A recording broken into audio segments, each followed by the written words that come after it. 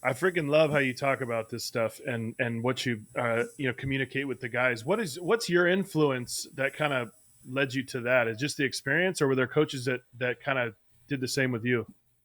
I think it's a little bit of both. I think when you start out, you always remember the coaches that you really loved and why you really loved them, and the coaches that you didn't really care to play for or to be around and why you didn't really care to be around them.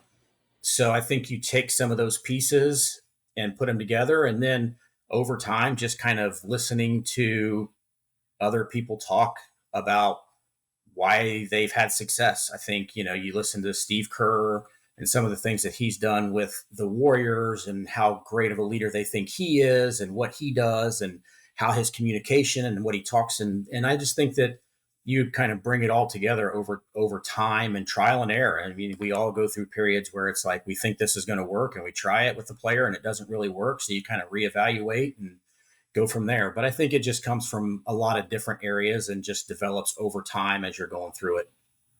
You hit close to home there, man. Warriors fan, big time Warriors fan. That one got me good. And honestly, they're such an incredible model of that with both Kerr and Steph, with the idea of like, man, these guys, like, everything they say, like, you truly believe that's who they are.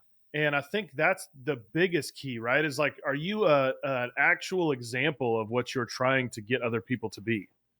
No doubt. I think players especially, they have a huge BS meter and they can sniff it out if they think that you're just giving them lip service and telling them what you think they want to hear. So I think as you go through the process and players start to understand and see, like, yes, he really does mean what he's saying, that they tend to follow the lead. And if you look at a team overall, they tend to follow and act like what their manager or what their leader looks like. If you watch a manager who tends to complain about a lot of calls and do this and that, you tend to have a lot of players that argue and complain about a lot of calls. But when you have a manager that's kind of not stoic, but put in a position where he doesn't really argue a lot, but he's got that firm leadership, I think the players tend to follow that lead, and they end up being a lot like like their manager or their leaders.